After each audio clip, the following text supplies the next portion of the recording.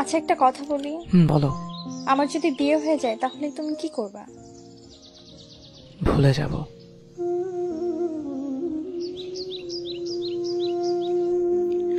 আমি যত দ্রুত তোমাকে ভুলে যাব তার চেয়ে বেশি দ্রুত তুমি আমাকে ভুলে যাবে। কিরকম? মনে করো বিয়ের প্রথম 3 দিন তুমি এক ধরনের ঘোরের মধ্যে থাকবে। শরীরে গহনার ভার, মুখে মেকআপের প্রলাপ, চারদিক থেকে ক্যামেরা ফ্ল্যাশ, মানুষের ভিড়। তুমি চাইলেও তখন আমার কথা মনে করতে পারবে না। আর আমি তখন তোমার বিয়ের খবর শুনে কোনো বন্ধুর সাথে উল্টাপাল্টা কিছু খেয়ে পড়ে থাকবো, আর তার কিছুক্ষণ পর তোমাকে হৃদয়হীনা বলে গালি দেব। আর পরক্ষণে পুরনো স্মৃতিগুলো মনে করে বন্ধুকে জড়িয়ে ধরে কাঁদব। বিয়ের পরের দিন তোমার আরো ব্যস্ত সময় কাটবে। আর প্রথম সপ্তাহে স্বামী আর মিস্টার প্যাকেটে দুটো হাতে নিয়ে এত শুনে বাড়িতে বাড়িতে ঘুরে বেড়াবে।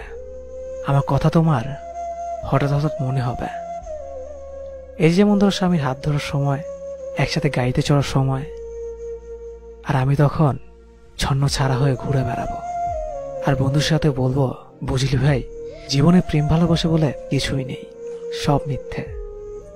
পরের 1 মাসে তুমি হানিমুনে যাবে, নতুন গাড়ি পাবে, শপিং, ম্যাচিং, শত প্ল্যান, আর স্বামীর সাথে হালকা মিষ্টি ঝগড়া। তখন তুমি বিরাট সুখে। হয়তো আমার কথা মনে হলে ভাববে আমার সাথে বিয়ে না হয়ে বোধহয় ভালোই হয়েছে। আমি ততদিনে বাবা মা, বন্ধু বান্ধব, বাড়ির বড়দের কথা শুনে মোটামুটি সোজা হয়ে গেছি। ঠিক করেছি, কিছু একটা করতে হবে। তোমার থেকে সুন্দরী একটা মেয়েকে বিয়ে করে তোমাকে দেখিয়ে দিতে হবে। সবাইকে বলবো তোমাকে ভুলে গেছি। তখনও মাঝরাতে তোমার SMS গুলো বের করে পড়বা, দীর্ঘ একটা শ্বাস ছাড়ব। 2 বছর পর তুমি আর কারো প্রেমিকা কিংবা বউ নেই, মা হয়ে গিয়েছ। পুরাতন প্রেমিকের স্মৃতি, স্বামীর আহ্লাদ, ভালোবাসা, এসবের চেয়েও বাচ্চার ডাইপার, হামের টিকা নিয়ে বেশি চিহ্নিত থাকবে। অর্থাৎ তখন তোমার জীবন থেকে মোটামুটি পার্মানেন্টলি ডিলিট হয়ে যাব। এদিকে ততদিনে আমিও একটা কাজ পেয়ে গেছি, বিয়ের কথা চলছে, মেয়েও পছন্দ হয়েছে। আমি এখন ভীষণ ব্যস্ত। এবার সত্যি আমি তোমাকে ভুলে গেছি। শুধু রাস্তাঘাটে কোনো প্রেমিক প্রেমিকা দেখলে তোমার কথা খুব মনে পড়বে, কিন্তু তখন হাতের শ্বাসটাও আসবে না।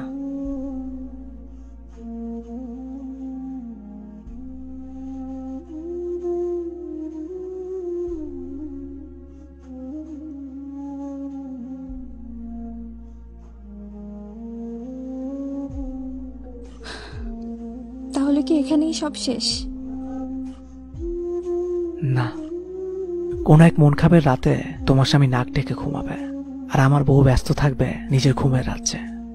শুধু তোমার আর আমার চোখে ঘুম থাকবে না। সেদিন অতীত আমাদের দুজনকে নিঃশব্দে কাঁদাবে। আল্লাহ ব্যতীত সেই কান্নার কথা কেউ জানবে না, কেউ না।